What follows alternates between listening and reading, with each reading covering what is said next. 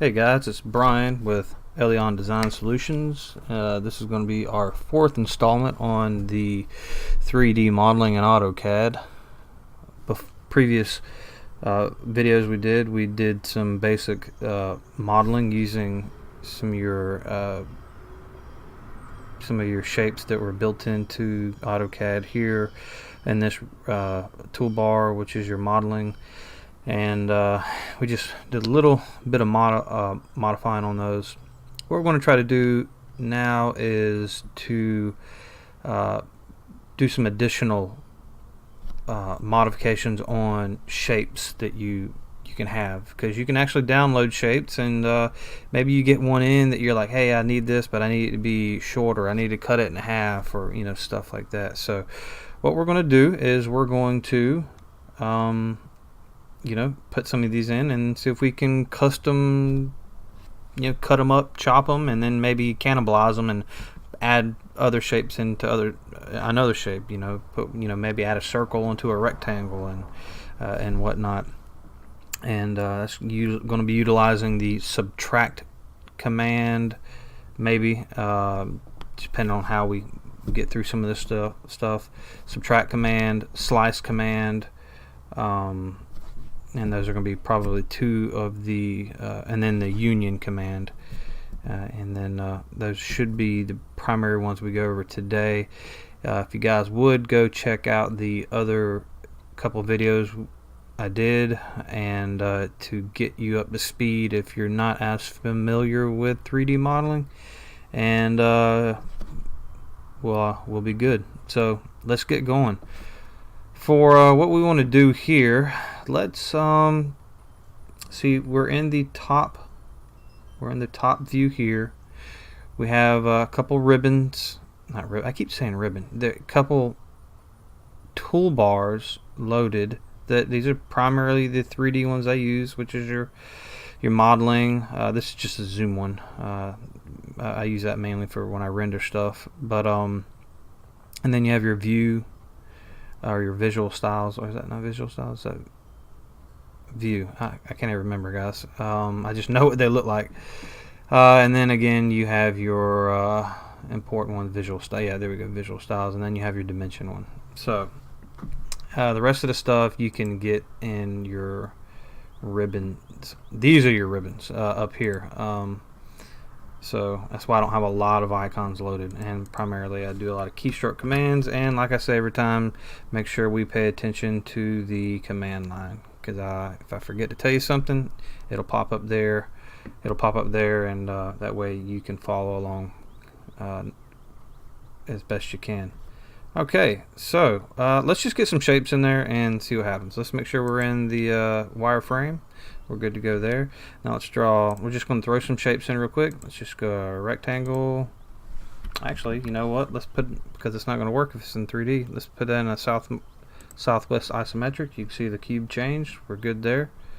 All right, so let's throw a cube in there, or whatever you want to call that. And let's we can do a funny we can do a torus there to there. Again, guys, refer back to the other videos if you are kind of confused as to how I'm doing some of these shapes. They really showed you a step-by-step of how to get each one of these shapes in, click order and whatnot. So I'm gonna go a little bit faster with these because it's a progressive series. So yeah, anyway, so we got these couple shapes in. Now let's draw just a sphere. Bam, and you can check them out just if you're curious. There you go. One thing we can do now is just to what do we want to do? Okay, so let's just move this guy over here. And M for move, or you can type in move, however you want to do it. So again, shift middle click, get you to rotate, just kind of check those out. But what we're going to do is we're going to modify these. We're going to cannibalize them. Let's just say we can attach, let's attach half of this sphere on the top of here, and then take half, which we're going to cut it down the middle, and then put that down on here. And then maybe we'll we can do a rotate and get the rest of this somewhere else. But yeah, let's get going. So first thing we want to do is look at this front, because anytime we're going to utilize the slice command.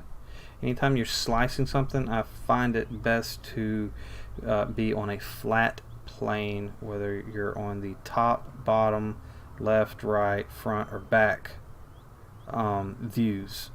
It just cuts it in a straight line versus it being skewed. So first thing we want to do, type in for slice, which you can think of slice like a knife. Essentially, that's exactly what it's doing. SL. Look at that, it pops up. If it's in blue up there, you should be able to just hit enter and be good. So let's select our object and then enter. Now let's do it about the midpoint. So we're going to left click, and then what you're doing is creating a cut plane. Pull out to your left there on your axis, and then enter. See there? Because it was about that axis, it cut it. So if you wanted, you could move M. Let's see. There you go. We're just going to undo that. We can again. You can again. We can slice SL this, and you don't have to have pick points really. You can just do it anywhere. I'm just going to do it out in space. Say there. And then if you go to move, F8 ortho, move it up. We're just doing that to kind of show you how it cut it. That's how you can get custom cuts in Autocad, is using the slice command. And you can do that as many times as you want. You can slice it here, here, here, here, here. I mean, you can really tear it up. Okay, so let's see here. This shape is not going to make any sense, guys. We're just going to put things together. Sometimes it helps me if we change some of the colors so we know what object is what, and you can do layers too, but just for what we're doing, we can change the colors. Let's change both of those actually. Go here. Some of you guys might have more of a classic view, which honestly is what I like to work in, but the newer versions don't really have it set up to that. Now you can get it set up to where it's more of a classic view. It's a little bit laborious, can be, but I'm trying to, change with the times instead of being locked down to the old way of doing things. So, and we're just, that's just under the home tab. And we'll just change these to say cyan. Alright, so now we that way if the lines, if we were using this, you can tell what's what. Oop. So now what we can do is just move this thing using your shift and middle click, rotate a little bit. So we can just move, actually let's undo that, guys. So now let's move it, let's do things properly. About the center point to the midpoint, center point to midpoint. Now we can move M, enter, select, move it. Alright, so now you can go move again, move, enter, P for previous. See how it selected it? You don't have to, if you had some really weird selection you had to do, that's an awesome command, so you don't have to, saves you a lot of time. And then move it up. Okay, let's just move it to right about there. Now it's not going to be exactly lined up yet, so now if we go into a southwest isometric view, not quite there. So if we look at a top view, see, it's not quite lined up. So if we move it again using the dimension line, get your center to your mid, and if you guys you're not quite sure where that's at, again, this is kind of a neat thing to use your top view, or I mean your 2D wireframe, that way you can see through here. So if we move and then sorry guys, I'm getting ahead of myself.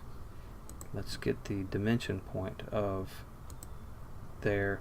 And if you're way down here and if you can't really see into that and you're afraid it's going to get the intersecting point or whatever, you can actually type in what you're trying to click to. Say if you type in MID, see that? I can click anywhere on that line, the midpoint pops up.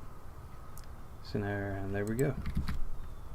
Now we can move it down in the Y direction that much, 1.7560, or you just enter to solidify our selection and click on that dimension line and to the perpendicular, and she is centered.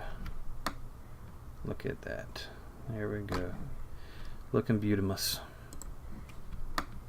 Now again guys, this shape is not meant to really have any particular meaning. Let's erase this dimension line. It's just showing you how to properly move things and to cut and slice your objects. So yeah, so what can we do with this guy? We can let's go up here. We can do a top view. Move my icons so much sometimes it's hard to remember where they're at. So we can slice again, SL. We're going to grab all of these guys. Just do it like a really weird there to there. Now see how it went all the way through because it cut the whole object. So we can rotate that back down. Now we have 4 objects, so which is kind of cool. So now we can match properties again there. Now it looks like one object, but it's not, so you can move one at a time if you want. You can click it about the center point, let you do that. Unless you can rotate at the same time I'm moving, so if you go while we're moving, if you go shift middle click, then you can pick the midpoint, zoom in, pick the midpoint. Again, you can type in MID, see the command line there, enter, and it snaps to the midpoint for you. And if you want to move it just in a little bit more, just to, I don't know, I don't really have no clue as to what I'm doing. If you really want it, guys, because I really don't want those, we can, once you get your shape that you want, you can actually do some weird thing like CO copy, and we can copy up, copy up, copy up. You know, we can erase. You know, we've cannibalized the shapes that we wanted, and you know what we can do now. If you really wanted to, you could.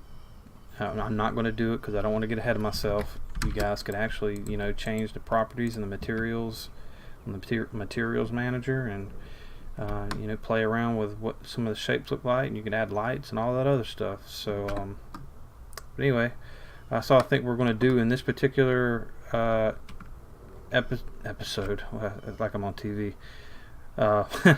But this particular tutorial today, guys, we're going to just end it at this. And if you have any questions, feel free to put them in the comments, or if I did something wrong, or maybe you guys thought I could do something better, you know, feel free to let me know. But thanks for watching, and check us out for additional stuff. Thanks.